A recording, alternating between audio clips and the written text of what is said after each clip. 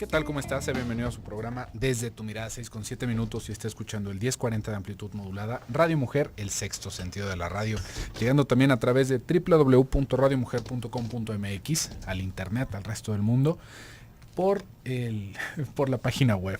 Estamos tras los micrófonos, sus psicoanalistas de la radio, mi compañera Gabriela Maldonado y su servidor José Luis Samarripa. ¿Qué tal, Gaby? ¿Cómo estás? Muy bien, José Luis, ¿tú cómo estás? Un tanto estanteado porque esto de hablar de repente sin audífonos. Sin los audífonos, ¿verdad? Sí, sin los audífonos es distinto. No nada más es por moda, se necesita un monitor para ir más o menos regulando la voz aquí en el radio. Y el día de hoy vamos a continuar con el tema que dejamos inconcluso, pero que dejamos en continuar el día de ayer, que es el involucramiento social. Estuvimos hablando de algunas de las causas, digamos como de las raíces en las cuales nosotros vamos a encontrar... ¿Qué pasó? El volumen del monitor. En donde vamos encontrando las razones de cómo nos vamos involucrando con lo que está a nuestro alrededor. Y básicamente lo podríamos resumir, si usted no nos escuchó el día de ayer, recuerda que lo puede ver en nuestro canal de YouTube, Radio Mujer GDL, en la página de YouTube. Pero básicamente lo que habíamos dicho es romper un poquito, es necesario romper un poquito nuestra burbuja de egocentrismo, darnos cuenta de que estamos en un mundo con más personas, de que hay otras personas que igual como nosotros son los protagonistas de su propia historia, son los protagonistas de su propia vida y no solamente son personajes secundarios a los cuales nosotros podamos desechar, así como si fuera nuestra película. Estamos compartiendo y aparte de todo esto, somos iguales. Ahí es en donde también podríamos entender un poquito más, digamos, este concepto de equidad o de igualdad social. ¿Por qué? Porque no va alrededor que si es una clase social, que si somos de tal raza, que si somos de tal color, que si vivimos en tal, que si tenemos dinero o no tenemos dinero, sino que todos estamos en una condición igual de seres humanos.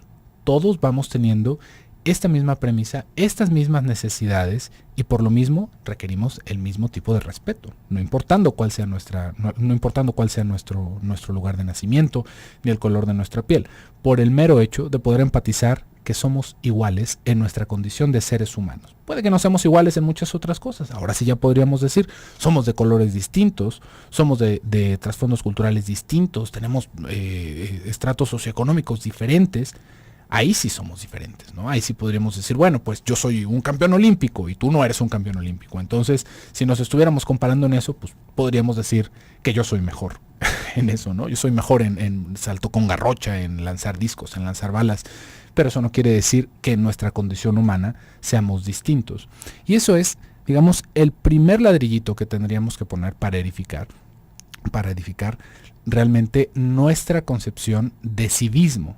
Si no existe esta idea, todo lo que pongamos encima va a ser un simulacro vamos a ser educados, pero más bien como amaestrados, como si fuéramos monitos de circo.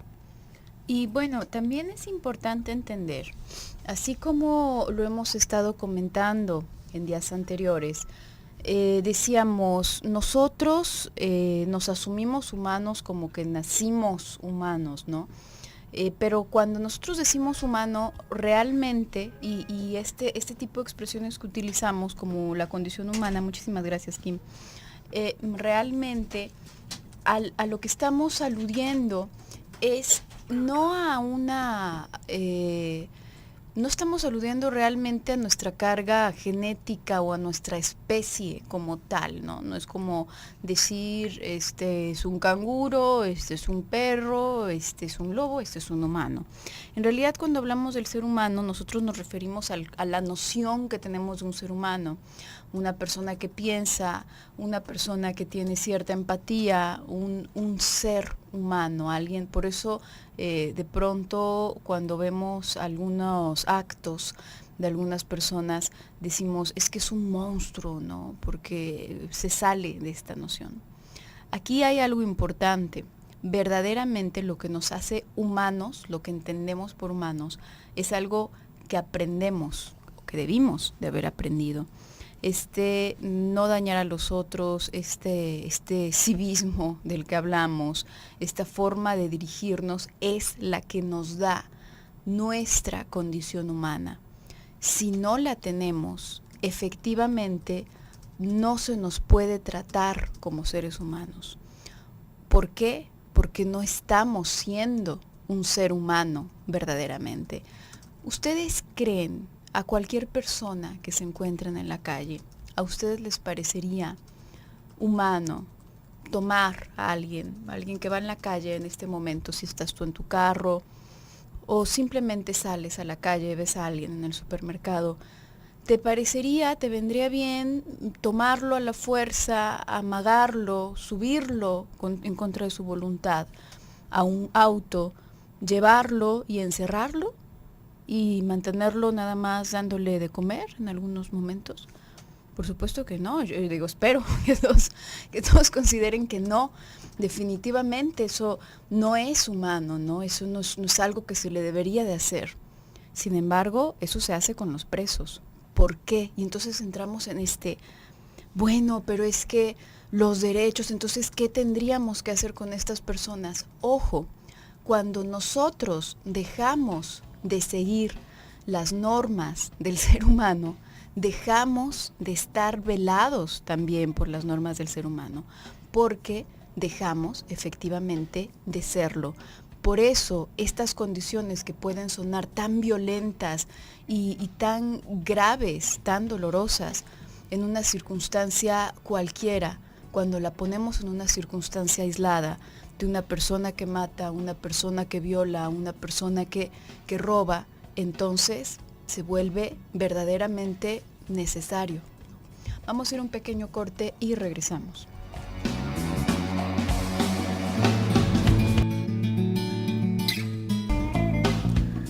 Estamos de regreso en su programa Desde tu Mirada. Les recuerdo que tenemos los teléfonos en cabina 31 22 11 90 y el 36 47 18 83 para que se comunique con nosotros. Aquí tenemos a Kim en los teléfonos y también tenemos nuestro WhatsApp. El número es 333 822 3208. Estamos hablando el día de hoy sobre el involucramiento social. Antes del bloque comercial estábamos recordando un poquito en qué consiste esto de romper un poco esa burbuja egocéntrica. Y también parte de lo que nos quedamos platicando un poquito el día de ayer es cómo todo lo que nosotros podamos entender como involucramiento social no quiere decir que entonces somos personas hacia afuera. Esto no va en ese sentido, sino que de alguna manera este involucramiento social habla de un nivel de desarrollo distinto, pero también dentro de nuestra propia individualidad. Esto, ¿cómo lo podríamos explicar de una manera más sencilla? No quiere decir que para involucrarnos socialmente tengamos que cumplir de repente sueño guajiro de perder nuestra cultura, internarnos en la selva y vivir con alguna tribu de pigmeos o de personas que estén ocupando el lugar en donde vayamos y que aprendamos sus costumbres y que entonces los defendamos contra los leñadores.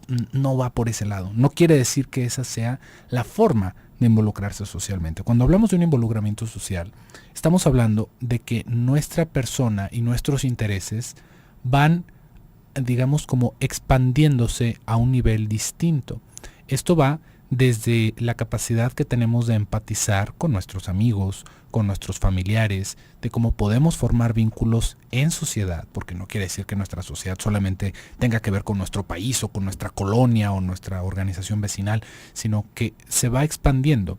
Digamos que dejamos de pensar solamente en nosotros. Eso es lo que tendríamos que reflexionar acá. Dejamos de pensar solamente en nosotros para empezar a pensar en los demás alrededor de nosotros y de ahí irnos expandiendo poco a poco. Ahí va a tener sus que veres, va a tener sus, digamos, sus pormenores, ¿no? Este tipo de actividades porque no podemos abarcar demasiado, no podemos involucrarnos como tal en niveles demasiado grandes. Por ejemplo, podríamos decir, bueno, es que una de estas tragedias que pasó hace poco, ¿no? Tembló en Nepal, ¿no? Una cosa devastadora, la gente se quedó sin hogar, están muy necesitados. Nosotros podemos decir, es que yo estoy involucrado socialmente porque estoy mandando víveres o mandando dinero. Podríamos decir que sí, pero no es eso a lo que nos estamos refiriendo. ¿Por qué? Porque no hay nada que nos vincule con estas personas. Por más que podamos intentar empatizar, ¿cómo se lo puedo decir? No es algo que realmente surja de este sentimiento de identificación como tal, sino que ahí va hacia otro sentido y que también por supuesto es bastante útil y por supuesto también es bastante necesario para muchos sentidos. Pero pensemos justamente en esto. ¿Por qué nos puede golpear de repente tanto a estas personas que las afecta un temblor cuando hay miles de niños muriendo en otros países, por ejemplo, de hambre, ¿no? O por falta de agua, o por falta de servicios de salud?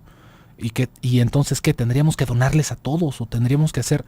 No, no quiere decir que esto nos convierta en unas buenas o en unas malas personas, sino que hay que entender hasta dónde nosotros nos vamos ligando afectivamente con estas personas. Por eso es que hay como ciertos programas que realmente a mí me parecen mucho más profundos que estar donando dinero. Por ejemplo, esto de apadrinar niños, que se va ofreciendo en diferentes áreas, ¿no? Niños que tal vez están en un lugar donde no tienen los recursos necesarios para su educación, para su alimentación, su vestimenta. Y nosotros no quiere decir que, bueno, a mí me sobró tanto o yo quiero donar tanto y lo doy a tal asociación, sino que adquirimos un compromiso con estas personas. Es un niño que se presta para que nos manden fotos, para que nos escriba una cartita, para que veamos en qué se está gastando el dinero, que si se compró unos zapatos, que si le queremos comprar un juguete. Esto ya nos involucra con otra persona y hace más grande nuestra red social, hace más grande nuestro nivel de involucramiento. Esto es imposible de hacer cuando mandamos 800 latas de atún al Congo.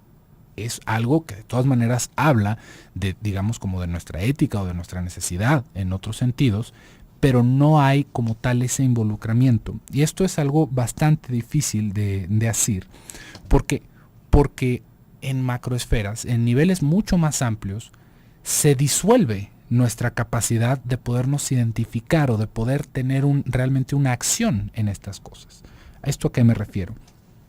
Nosotros nos podemos enterar, ni siquiera nos tenemos que ir a otros países, nos podemos enterar de cosas terribles que pasan en nuestro propio país. Y aún así, por la distancia y por esta desafectivización que se va viviendo, simplemente por lo lejanas que son esas personas, no lo sentimos real.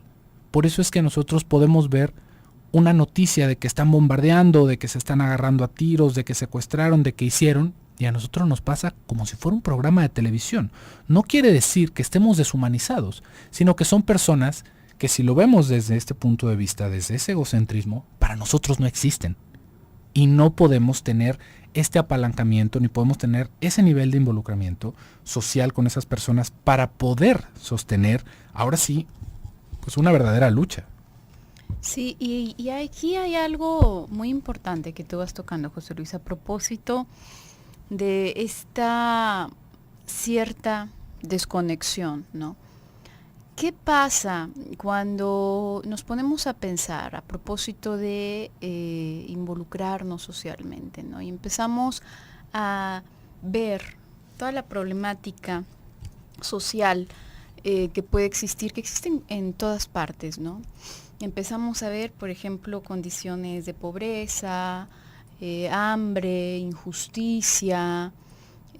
Podemos ver tantas cosas, ¿no? Podemos irnos más y más y pensar, por ejemplo, en corrupción, en cuestiones por el estilo.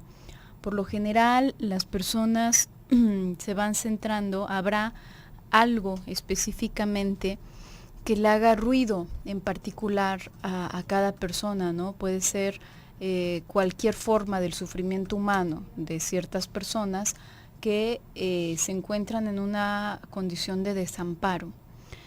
Esto no es que podamos vivir tampoco para ello, porque, digamos, se requiere también para poder vivir y para poder seguir caminando, para poder seguir adelante, no una desconexión, sino una especie de, en algún momento hemos hablado del mecanismo de la escisión, ¿sí? Este mecanismo que principalmente pues es un mecanismo psicótico de defensa, decimos se parte todo, ¿no? Se divide todo en blanco o negro, en bueno o malo, etcétera, y se va manteniendo hacia el mundo en un intento de preservar las cosas buenas, ¿no? En un intento de preservarlo. Este mecanismo es así primitivamente. Una vez que la persona se va desarrollando, este mismo mecanismo que puede sonar tan destructivo y que puede llegar a serlo, en efecto, da pie a que aparezca la posibilidad, la capacidad de discriminación en nuestra cabeza. Discriminación en el sentido de distinguir, de separar, ¿sí? Y es necesario poder separar. En muchos momentos hemos hablado, por ejemplo, de la atención, de la capacidad de atención. Tú, para poder prestar atención a mis palabras, necesariamente estás dejando de prestar atención a otros ruidos a tu alrededor, o a otros sonidos a tu alrededor. ¿Por qué? Porque si estuvieses verdaderamente prestando atención a todo lo que, toda la información que está entrando a través de tus ojos, de tus oídos, de tu olfato, de tus sensaciones táctiles, de todo, te volverías loco, te volverías loca. No podrías ni enfocarte en absolutamente nada. Sería como como de pronto recibir un electroshock, ¿no? De todos los sentidos. Entonces, en virtud de poder centrarnos en algo, no es que no estés recibiendo esa información de temperatura, de humedad en tu piel, de presión, etcétera. No es que no la estés recibiendo, no es que no estés escuchando el resto de los sonidos que están en la calle, que están a lo mejor a una cuadra, los carros que pasan, la cantidad de carros que pasan. No es que no los estés escuchando, no les estás prestando atención, no les estás prestando esa atención. ¿Por qué? Porque si no, no podrías prestar atención a nada. Algo similar ocurre aquí. Si estamos constantemente volcados a esta problemática, a este sufrimiento de las personas que es inagotable, porque podemos ayudar a un sector, podemos ayudar a una persona, pero es inagotable, no podemos detenerlo nosotros. Entonces nos pasaría algo similar, quedaríamos saturados y lejos de poder hacer algo de valor, pues nos sumaríamos simplemente al problema. Vamos a ir a un pequeño corte y regresamos.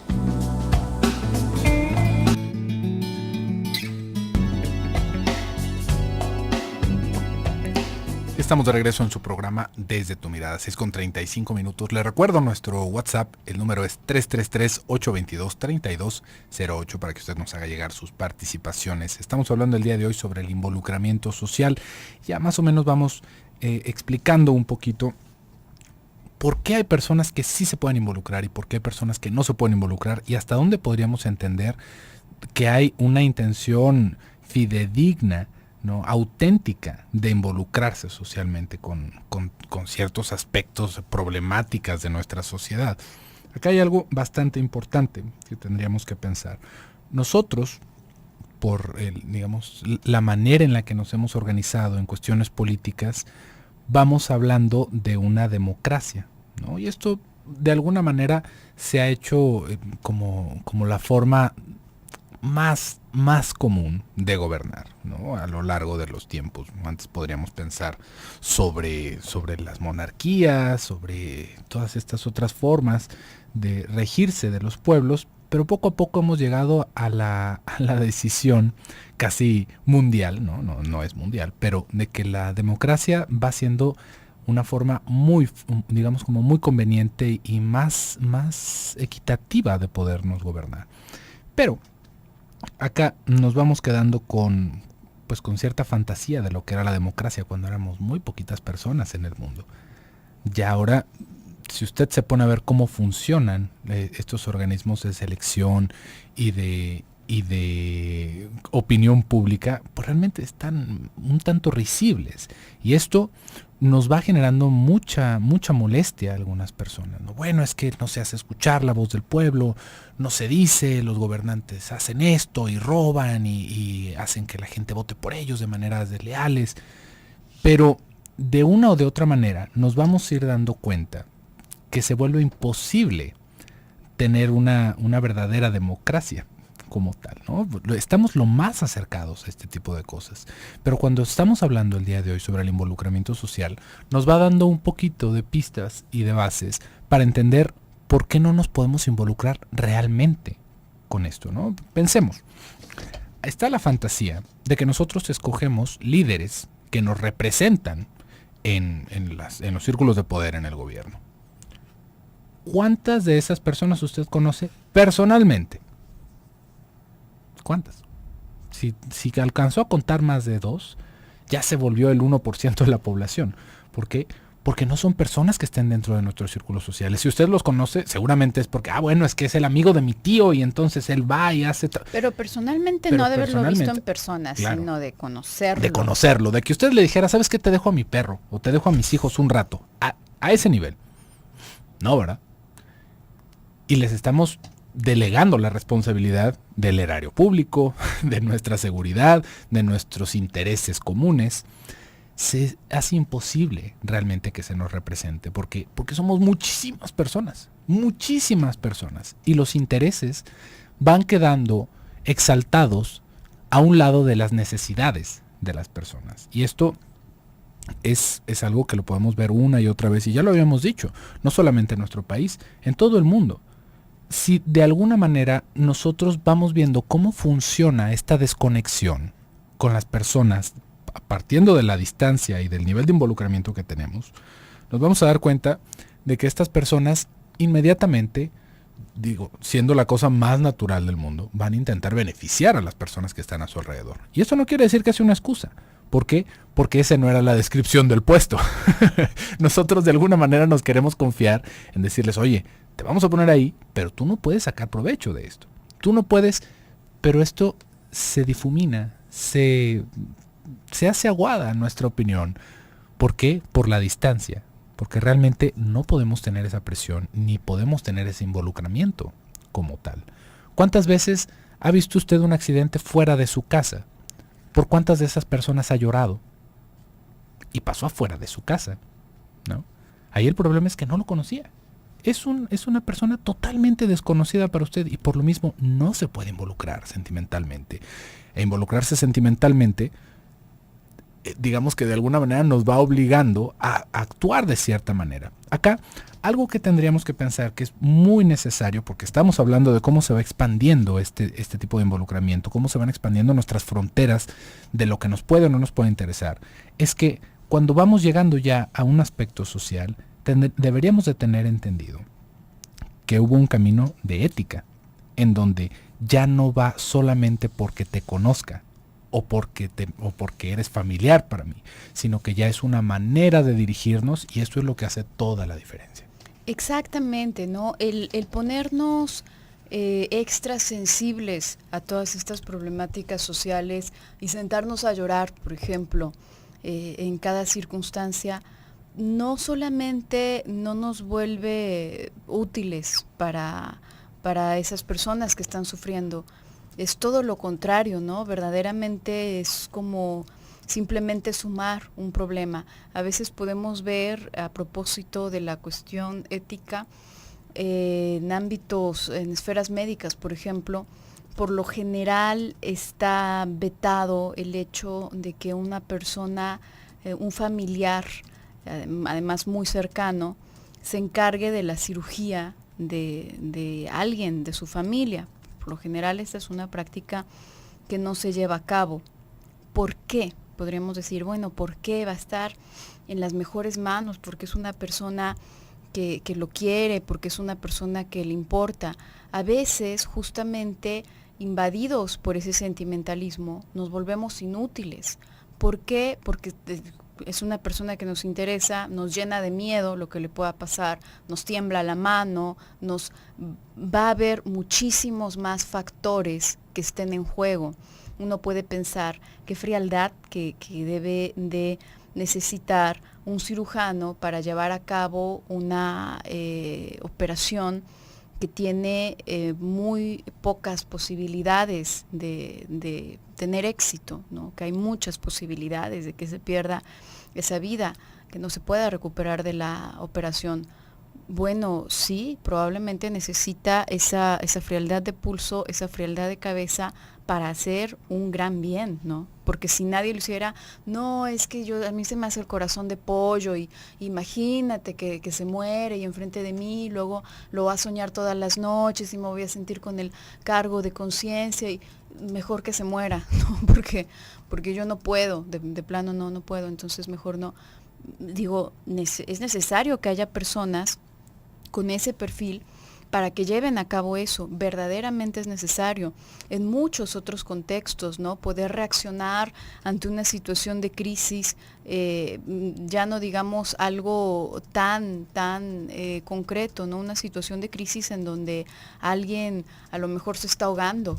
Verdaderamente hay muchas personas que invadidas por el sentimiento se vuelven inútiles. En ese momento se hacen de trapo y ya no pueden funcionar.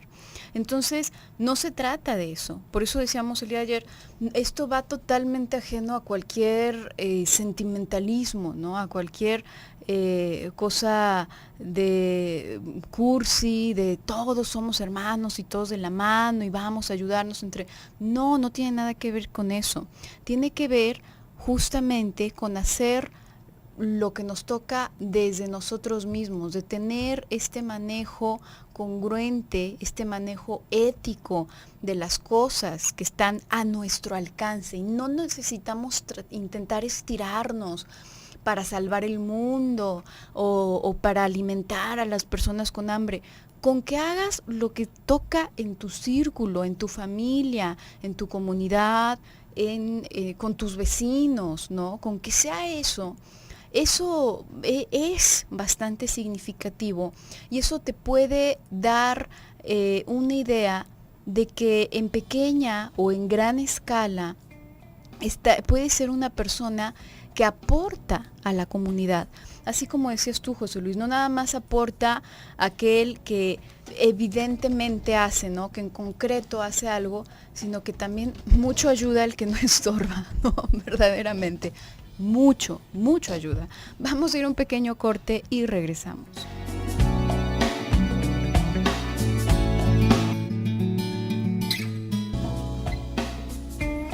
Estamos de regreso en su programa Desde tu mirada y es el último bloque del programa del día de hoy.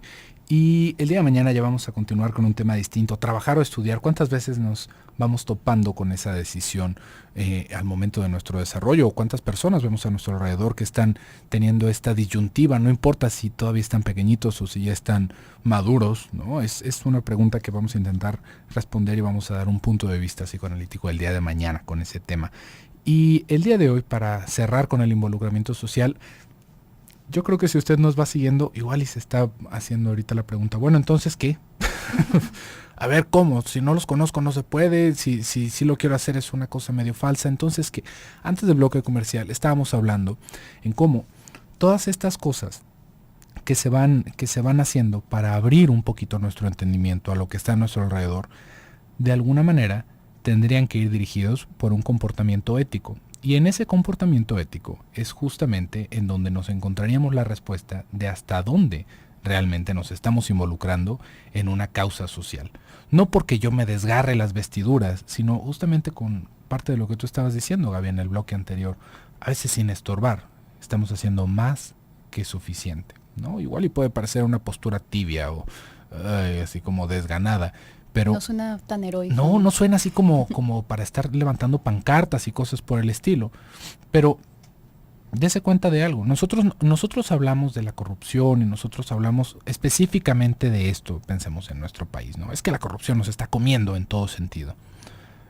¿Cómo le podríamos hacer? Vamos pensando que si se hacen agencias, que si se hacen pruebas de confianza, que si se hacen... ¿Nosotros qué impacto tenemos en esas cosas? Poco, realmente. Nosotros, ¿en qué momento es cuando nos topamos con la corrupción? Nosotros nos topamos con la corrupción cuando nos piden una mordida, cuando intentamos evadir las leyes. Y ahí es justamente en donde tenemos nuestra capacidad de influir en lo que está sucediendo a nuestro alrededor. Si nosotros dejamos de sobornar, dejamos de mentir metódicamente para nuestro beneficio, si nosotros vamos haciendo estas pequeñas acciones que parece que solamente nos involucran a nosotros, algo tan sencillo como decir, sí cometí esa infracción y sí la voy a pagar. Es una cosa realmente diminuta. Uno podría decir, bueno, ¿y eso en qué sentido va? Esto en el sentido en el que dentro de nuestro propio mundo nosotros estamos estableciendo un orden. Y alguien puede decir, no, bueno, es que el que no tranza no avanza porque el día de mañana el que está a un lado nos está... Es muy posible, es lo más posible. Pero entonces, ¿qué? ¿Tendríamos que volvernos en la misma calaña? ¿Nos tendríamos que transformar en la misma lacra que lo que estamos viendo que nos está aterrorizando? No. ¿Por qué? Porque sí, no quiere decir que nosotros vamos a actuar de una manera ética o que tendríamos que actuar de una manera ética para que todos los demás se comportaran de una manera ética, ¿no? Así como trata a los demás como quieras que te traten a ti. No, nos quedamos ahí muy cortos en eso. ¿Por qué? Porque no va a funcionar así. Va a llegar algún gandalla que nos va a querer fregar. Nos van a fregar en algún momento. ¿Y entonces qué? No, vamos a decir, es que todo lo bueno que hago no sirve para nada. Si ya pensamos en eso, quiere decir que ni siquiera estábamos tan seguros de lo que estábamos haciendo. ¿Por qué? Porque esto, una vez más, no es que vaya a cambiar todo el mundo, pero va a cambiar cómo nosotros experimentamos el mundo. Esto va a cambiar cómo vamos relacionándonos con las personas a nuestro alrededor. Si nosotros evitamos este tipo de indulgencias en la corrupción, tenga por seguro que la próxima vez que alguien en nuestra mesa se vaya sin pagar la cuenta, no lo vamos a invitar. ¿Por qué? Porque eso no se vale, porque yo no lo estoy haciendo, porque eso no es algo que se debe hacer a los amigos, y porque entonces tú me estás diciendo que no eres mi amigo, ¿no? Que solamente quieres sacar un provecho de mí y que yo no quiero establecer un vínculo social contigo. Y eso va a ir generando un ambiente en el que nosotros nos vamos a poder sentir más seguros. Eso también le da retroalimentación a las personas que rompen con esas normas sociales. Porque si no, adivine qué es lo que sucede. Nosotros estamos repitiendo el mensaje, hacemos un eco de, no pasa nada, hombre. A final de cuentas no pasa nada. Nada más son unos pesos, nada más es una vez, nada más es, y nada más es, nada más es. Y es, como le digo, se va replicando. Es algo que así como una ondita se hace en un lago, se va expandiendo y expandiendo y expandiendo. Y una vez más, no porque necesitemos o porque estemos esperando que entonces el mundo cambie solamente para nosotros, sino porque de alguna manera tendríamos que entender que hemos interiorizado que esa es la manera en la que yo, no porque esto me vaya a traer el bienestar eterno y el buen karma, no, esto es algo en lo que yo creo, esto es algo en lo que a mí me ayuda a conducirme, esta es la manera en la que yo mido y estructuro mi mundo, y es por eso que lo hago, no para recibir un beneficio. El beneficio está simplemente en la estructura que yo me estoy proporcionando, en saber que yo me voy a seguir por esta línea, en saber que las personas que se acerquen a mí pueden confiar a mí porque yo estoy manteniéndome por este camino. Eso es todo lo que podemos hacer. Tal vez habrá personas que puedan involucrarse en otros sentidos, que puedan llevar este tipo de comportamiento en otras esferas, pero para el común denominador de las personas, créame que con esto es más que suficiente para hacer un cambio significativo en nuestro alrededor. Sí, sobre todo en el momento de, como el eco que esto puede dejar, ¿no? El día de ayer nos llegaba una participación acerca de las edades, ¿no? Se decía a propósito de enseñar ética a los niños desde preescolar hasta personas de 80 años. Verdaderamente esto deja eco, digo, en cualquier persona que esté alrededor, que tú te vayas dirigiendo de esa manera y que al mismo tiempo no permitas que las personas se dirijan de otra manera hacia ti. Y si tú estás educando a alguien, si tú estás en cualquier esfera que te permita educar a alguien o te sitúe a lo mejor en la obligación de hacerlo, no es la cosa difícil de, a ver, entonces, ¿qué le digo a mi hijo si hace tal y cual cosa? Porque no es un manual. Es tan sencillo como que tu persona se lo va a transmitir. Así como le transmites el lenguaje a un niño, que no te pones a darles clases de español y te pones a decirle cómo suena tal palabra, simplemente sin querer se lo enseñaste, porque como tú hablas ese idioma, pues ahora resulta que habla el mismo idioma que tú. De la misma manera, el simple hecho de conducirte de esta forma va, así como va creando esta exigencia mutua en donde tú exiges algo a las personas que están alrededor y al mismo tiempo te exiges a ti ciertos comportamientos hacia las personas de alrededor, así como se va generando esto, al mismo tiempo lo puedes transmitir a las personas que están muy cerca de ti y de las cuales en mayor o menor medida puede ser modelo, ¿no?, a seguir. No me refiero a que seas su ídolo, a que seas, no, simplemente porque estás ahí, no aprendieron tu mismo idioma porque te admiren necesariamente, es porque estás ahí simplemente.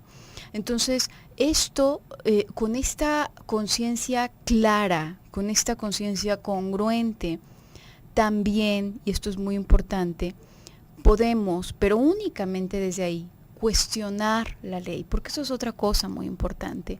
Hemos estado diciendo estos días, las leyes son algo, las leyes externas son algo que creamos nosotros como las reglas del juego.